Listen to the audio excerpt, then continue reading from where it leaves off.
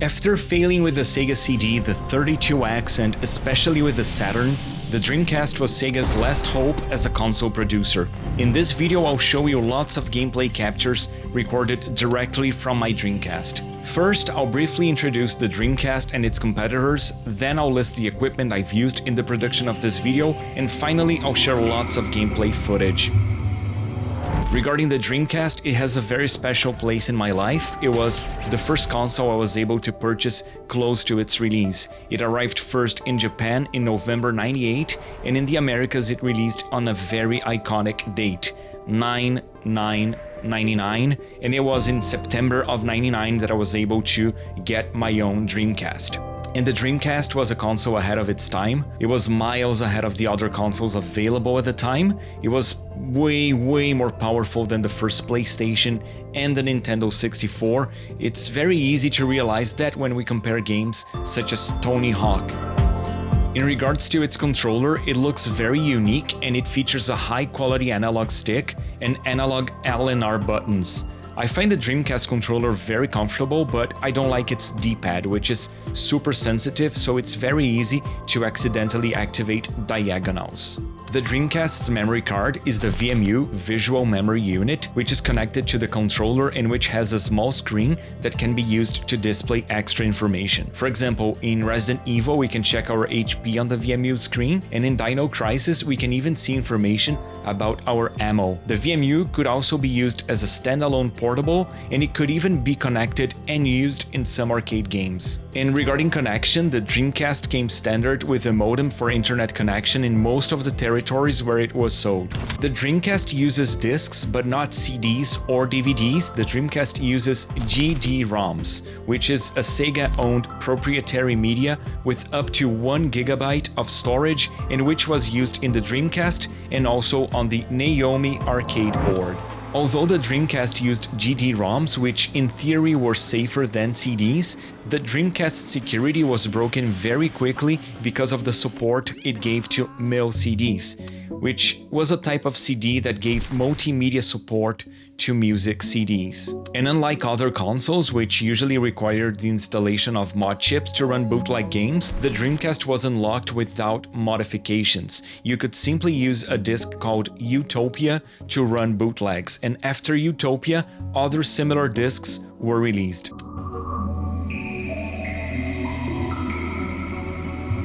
The Dreamcast competed directly against the PlayStation 2, the Nintendo GameCube, and the first Xbox. And despite it being the first to hit the market and being well received, the expectation for the PlayStation 2 was too strong, and a lot of people decided not to buy the Dreamcast. And the fact that the PlayStation 2 launched with a DVD player convinced people to buy Sony's console instead of the Dreamcast.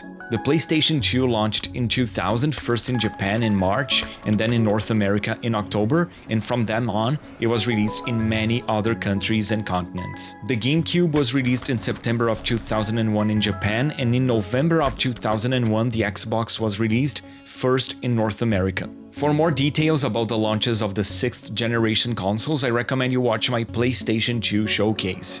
And going back to the Dreamcast, after a series of mistakes with the releases of the Sega CD, the 32X, and the Saturn, the Dreamcast was Sega's hope to return to success as a console producer. Despite it being an incredible console, its sales were not strong enough for Sega to continue as a console producer, and the Dreamcast was discontinued in 2001, and then Sega restructured itself to continue from then on as a developer and publisher for other platforms. And with all that said, let's move on to the next topic, equipment. I've used the following in the production of this video. My childhood Dreamcast, which is still original from the factory, but in 2022 underwent regular maintenance at Gamescare in São Paulo, Brazil. For the audio and video signals, I used a Gamescare adapter that works both in 480i and 480p in SCART format. And something fantastic about the Dreamcast that you will see in this video is that it features a super high quality video signal, you will see. To transform the analog SCART signal into HDMI, I used a RetroTink 4K. With the RetroTink 4K, I used the Dreamcast profile made by Wobbling Pixels and adjusted both the gain and phase using the 240p test suite. I captured the gameplays with an Elgato capture card model 4K Pro, and I recorded everything in 4K, and I recommend you watch the video in 4K because in this resolution YouTube allocates more bitrate and a better codec for the video. In order to play Japanese games, I used a modified version of a disc called Codebreaker. Codebreaker works better than Utopia and it also supports 480p, while Utopia only works in 480i. And before showing you the games, a warning: the Dreamcast is a console from the analog era, from when games were played in CRT TVs and monitors. And CRTs blend adjacent pixels, and because of that, they seem to have more colors and more resolution, as you can see in these comparisons made by CRT pixels. So, what you will see in this video doesn't represent the look and feel of the Dreamcast in the 90s and the 2000s. It represents how the Dreamcast looks today in modern displays. And regarding the games I'll feature in this video, some of them are from my childhood and some of them I got as a gift from a Brazilian store called A Casa do Videogame, which translates to the House of Video Games. They are a retro gaming store located in São Paulo, Brazil, and I highly recommend them.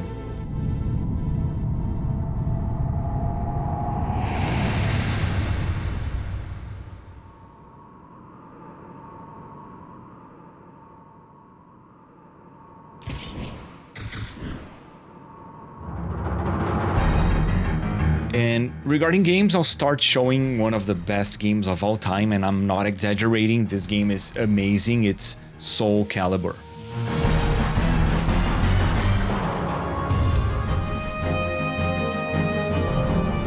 Think about a time when the true graphical highlights of games were in the arcades, but then Soul Calibur arrives on the Dreamcast with much better graphics than its arcade version. That was something unthinkable at the time.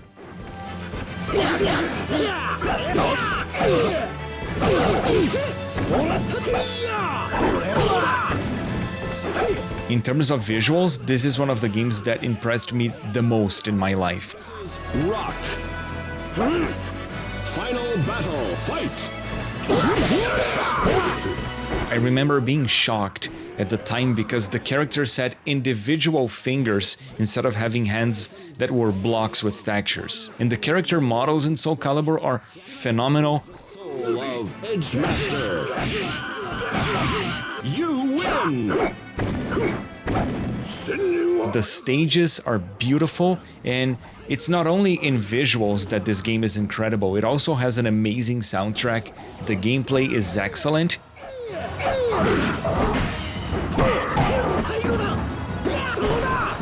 And this game includes not only the arcade mode, but also a mission-based mode. And as we progress through the game, we can unlock new scenarios and characters via the gallery menu. I highly recommend this game. Another spectacular fighting game is Ready?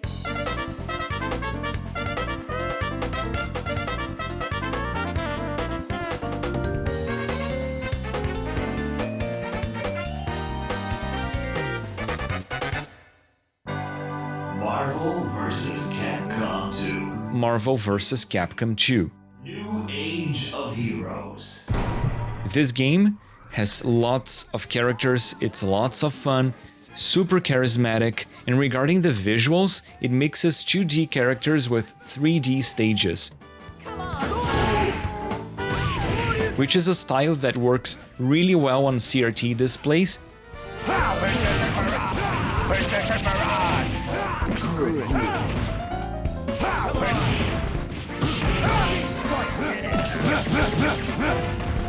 But in a clean signal chain like this one, you can clearly see the mix of 2D and 3D elements. In CRTs though, they disguised this mix of 2D and 3D really well, making everything look cohesive.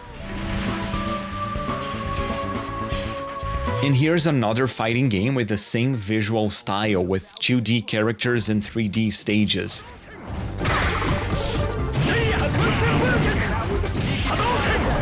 This is Capcom Vs SNK 2. Check it out.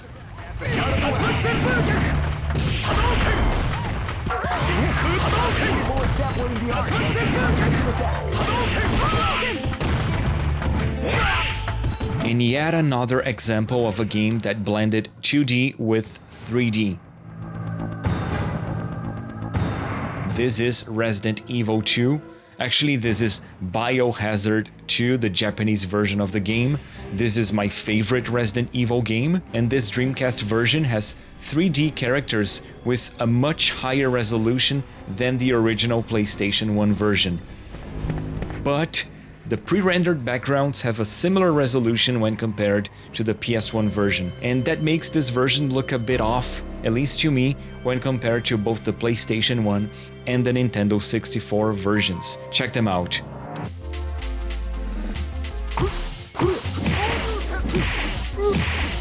Now another Capcom title, but this one is purely 2D, both in terms of characters and stages.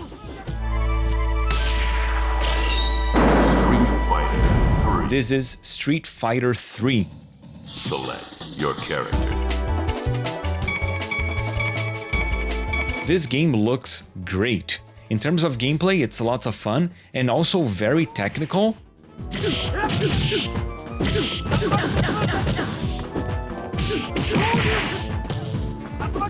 And its arcade mode does something traditional of the franchise that I really enjoy. It has mini games, so check out this one in which we have to parry basketballs.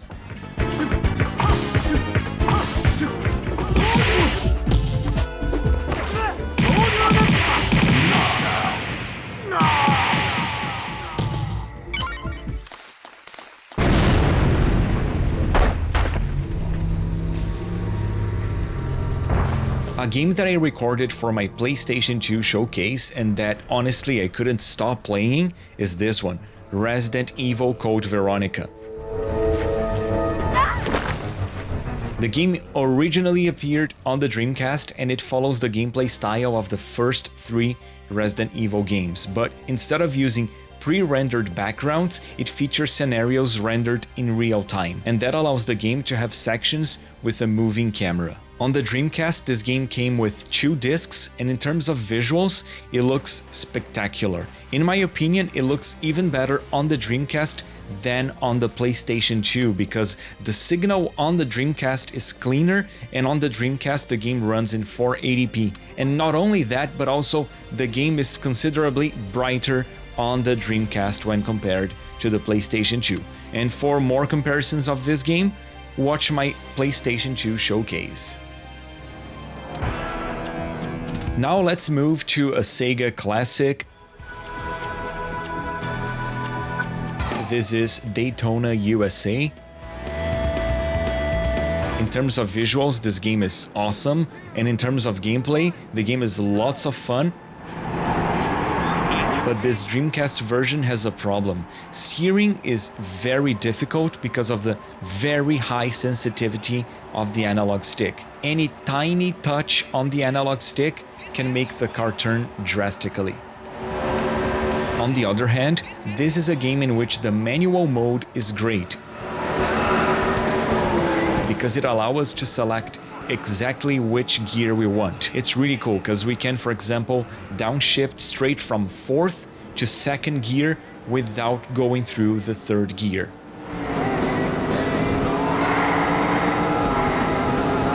In terms of content, the game features several cars and tracks, and it's lots of fun. 3,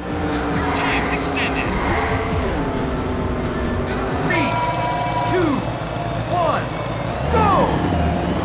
Another Sega racing classic is Sega Rally, and this is Sega Rally 2. This version of the game is very beautiful. It's a huge graphical leap when compared to the Sega Rally version of the Saturn. Check out this comparison. Visually, something I find strange about this game is that it mostly runs at 30 FPS, but then sometimes it quickly spikes to 60 FPS before going back to 30. In terms of gameplay, this game suffers from the same problem that Daytona USA has, with the steering wheel being super sensitive, but because this is a rally game, the sensitivity ends up not generating sudden movements because the cars will usually either drift or slide when turned drastically. This game features a good variety of cars and tracks, and there are many different types of surfaces such as asphalt, mud, snow, and these different surfaces actually have different grip levels and they do impact the gameplay. Overall, it's a really fun game. And now a Sega classic that involves vehicles but isn't about racing. This is Crazy Taxi, an amazing game. This game is so much fun. The Dreamcast version has the arcade mode, which has the arcade city,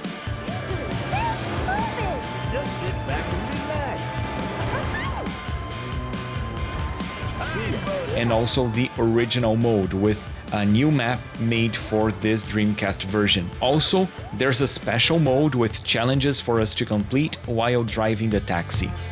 I played this game a lot as a kid and I think it's still an amazing game. It's a shame that I cannot let the soundtrack play though, because the music industry is so greedy that a mere 5 seconds or so of soundtrack could lead this video to get either demonetized or even blocked. But the soundtrack of this game is amazing as well.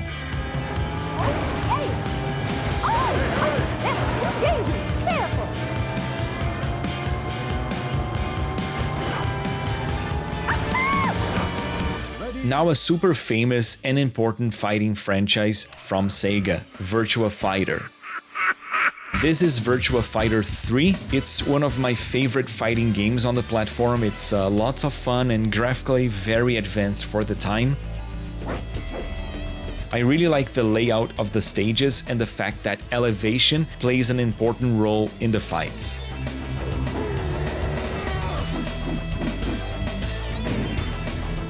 A Sega franchise that hasn't had any releases for a really long time is this one, Ecco The Dolphin, and this is Ecco The Dolphin, Defender of the Future. In terms of story, this game is crazy. Humans and dolphins unite to defend the planet from aliens. Seriously. And in terms of gameplay, the game involves exploring and completing objectives in different regions. There are puzzles for us to solve, enemies for us to face, skills to learn. The gameplay can get a bit complicated. It's a bit hard to read what the game wants us to do sometimes, and also the controls are not very precise, but overall I find it fun and engaging, and visually it's very beautiful. My first Dreamcast game was this one, Blue Stinger, also known as Blue Stinker. At the time, this game was graphically very advanced. It was so amazing that I remember watching its opening cutscene on loop. I found it awesome. What's going on? Tim, start up the engine. Where to? Also, I lost count of how many times I played through the beginning of this game because I didn't have a VMU, the Dreamcast memory card, so I always had to start this game from scratch, from the beginning. This game is not considered a good one, but it's certainly a game.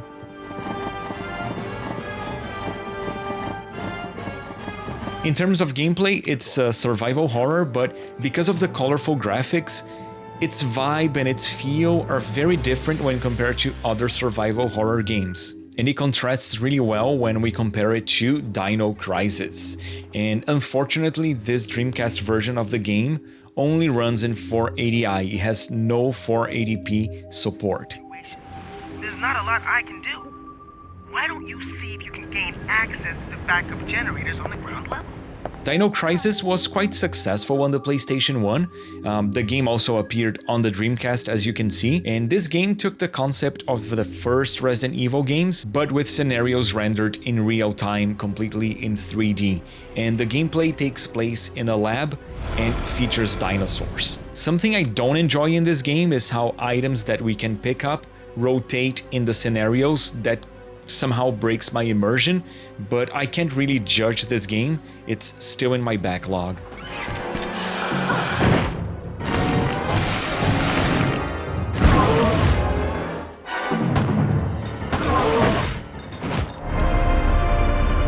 A game that gave me a lot of trouble to get to play was this one, Shenmue 2. Eventually I managed to get it running. The physical media of this game is a work of art. Take a look at that, it's amazing. And this game comes not only in a beautiful packaging, but also uses a total of 4 discs. And on the Dreamcast, Shenmue 2 came out in Japan and Europe, but it wasn't released in the Americas. The American version of this game only appeared on the Xbox, so you can even see a comparison here. Despite the huge difference in power between the Dreamcast and the first Xbox, this game looks very similar in both versions, and it is one of the most beautiful games on the Dreamcast in my opinion. You can even see the veins in Ryo's hands, which is amazing, and also his hair is very detailed for the time. One of my favorite games on the Dreamcast as a child was this one, MDK2. And MDK is a super friendly name. It means murder, death, kill. Super friendly. Playing this game nowadays is a bit tough because with A, B, X, and Y, we move the character, and with the analog stick, we move the camera, and that's the opposite when compared to current games. So it's very confusing, very hard to play it, but it's an awesome game. It features 3 playable characters, and it's lots of fun.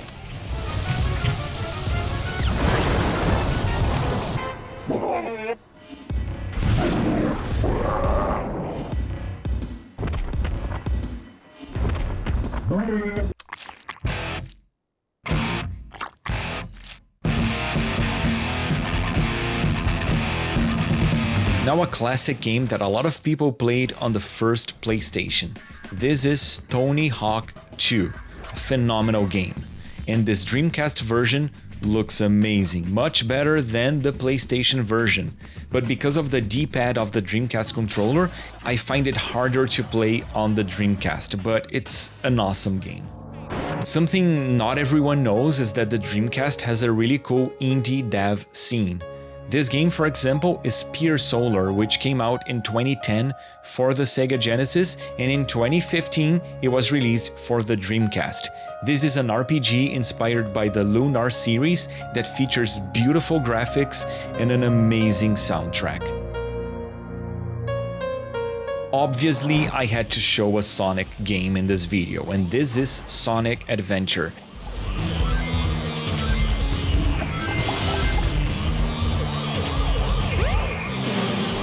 And I'll be honest with you, it was very frustrating to get this footage recorded because I couldn't get my childhood disc to run. It's been affected by disc rot. And for those not familiar with disc rot, it refers to the fact that some discs simply stop working.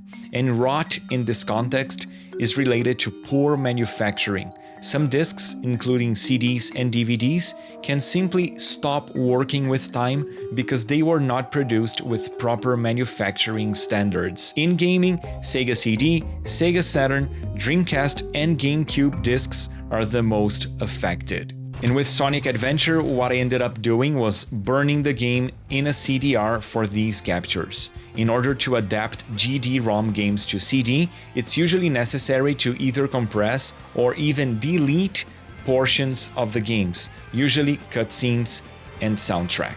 I don't plan to keep using the burned disc to play Sonic Adventure because the Dreamcast is very picky with disc quality, and I'd rather just run original games on it, but I felt I had to record this game for the video. Not only I love it, but also it was very impressive for its time.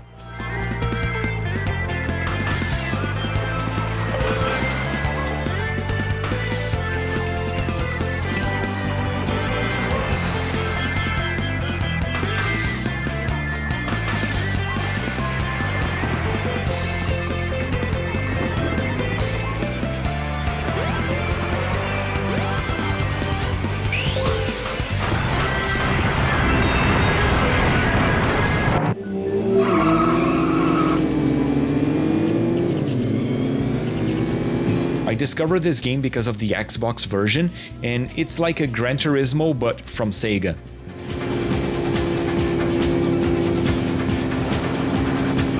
Visually, the game is very impressive for its time. You can check it out. In the career mode, we gotta get a racing license. There are several cars from different manufacturers for us to choose from, and when it comes to racing, the gameplay flows really well. And I love the suspension movement of the cars in the replay mode. This is a fun game that I feel like didn't get enough attention, the attention that it deserved at the time of its release, and because of that, it remains little known to this day. And now let's move on to a classic that sold millions. This is Gran Turismo 2, and no, I'm not crazy yet. Believe me, this is Gran Turismo 2 running on the Dreamcast, something possible thanks to the Dreamcast, a PlayStation 1 emulator for the Dreamcast. See how the game runs perfectly on the Dreamcast via Dreamcast. And it's actually in part because of Dreamcast that emulation is legal, so you should be thankful for the existence of Dreamcast.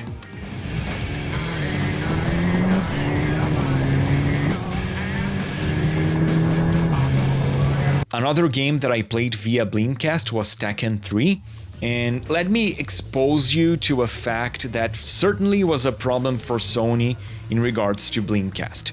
The Dreamcast allowed the Dreamcast to run games like this totally legit Tekken 3 copy. So yeah, you can see why Sony would have an issue with the Dreamcast. And regarding Tekken 3, it's an awesome game. It was already very impressive than PlayStation 1, and on the Dreamcast it runs even better in terms of visuals. And guys, I hope you enjoyed this video. I also recommend you watch my PlayStation 2 showcase.